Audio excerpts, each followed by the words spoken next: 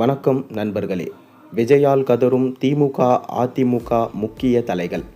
தமிழக சட்டசபை தேர்தலில் யாரும் எதிர்பார்க்காத வகையில் கட்சி தொடங்கிய 2 ஆண்டுகளிலேயே விஜய் ஆட்சியை பிடித்து முதல்வராகிட்டார். இது இருபெரும் திராவிட கட்சிகளான திமுக, அதிமுகவுக்கு பெரிய ஷாக்காக இருக்குது. இந்த ஷாக்கிலிருந்து 2 கட்சிகளும் மீள்வதற்கு விஜயின் தாவேக அடுத்த அதிர்ச்சி வைத்தியத்தை கொடுப்பதால் இரு கட்சிகளின் நிர்வாகிகள் புலம்ப தொடங்கிட்டாங்க. அப்படி என்ன நடக்கிறது? இந்த வீடியோவை முழுமையாக பாருங்கள்.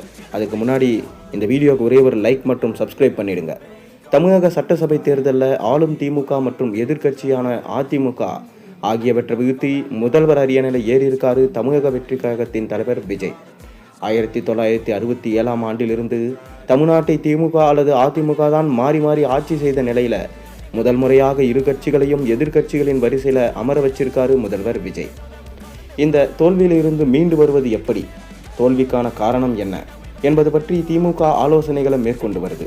இந்த சரிவிலிருந்து மீளும் முனைப்பில் குழு அமைத்து செயல்பட்டு வருது. ஆனால் அதிமுக நிலைமையோ பரிதாபமாக இருக்குது. அதிமுகவில் உள்ள 47 எம்எல்ஏக்கள் இரு பிரிவாக செயல்பட்டு வராங்க. எடப்பாடி பழனிசாமி தலைமையில் 22 எம்எல்ஏக்களும், எஸ்பி வேலுமணி தலைமையில் 25 எம்எல்ஏக்களும் செயல்பட்டு வராங்க. உண்மையில் விஜயின் அரசியல் வருகை என்பது இரு திராவிட கட்சிகளுக்கும் பெரும் சவாலை ஏற்படுத்தியிருக்கு. இப்படியான சூழ்நிலை தான் விஜய் இரு கட்சிகளுக்கும் அடுத்த அதிர்ச்சியை கொடுத்திருக்காரு. சட்டசபை தேர்தலில் வீழ்த்தியதோடு மட்டுமின்றி தற்போது அந்த கட்சிகளின் நிர்வாகிகளை தொடர்ந்து தாவேகாவில் சேர்க்கப்பட்டு வருகிறார். தமிழகத்தில் விரைவில் உள்ளாட்சி தேர்தல் நடைபெற வாய்ப்பு இருக்கு. விரைவில் இதற்கான அறிவிப்பை எதிர்பார்க்கலாம். இதனால் உள்ளாட்சி தேர்தலை மனதில் வைத்து திமுக மற்றும் அதிமுக நிர்வாகிகள் பலரும் தாவேகாவில் ஐக்கியமாகிட்டு வராங்க. சென்னை முதல் கன்னியாகுமரி வரை தாவேகாவில் இணையும் நிர்வாகிகள் எண்ணிக்கை உயர்ந்து கொண்டே செல்கிறது. குறிப்பாக கொங்கு மண்டலத்தில் திமுக, அதிமுகவிற்கு குட் பை சொல்லும் நிர்வாகிகளின் எண்ணிக்கை பிற இடங்களை ஒப்பிடும்போது அதிகமாக இருக்குது.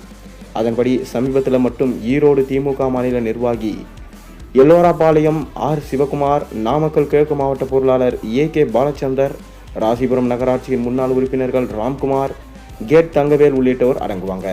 அதே போல் அதிமுகவை எடுத்துக்கொண்டால் முன்னாள் அமைச்சர் கே.வி. ராமலிங்கமும் அமைச்சர் கே.ஏ. செங்கோட்டையனும் முன்னிலையில் தாவேகாவில் சேர்ந்தாங்க. அது மட்டுமின்றி இன்று எடப்பாடி பழனிசாமியின் சொந்த மாவட்டமான சேலம் மாநகர அதிமுக எம்ஜிஆர் மன்ற இணை செயலாளர் அவரது மகன் சஞ்சய் ஆகியோர் செங்கோட்டையின் முன்னிலையில் தாவேகாவில் இணைந்தாங்க.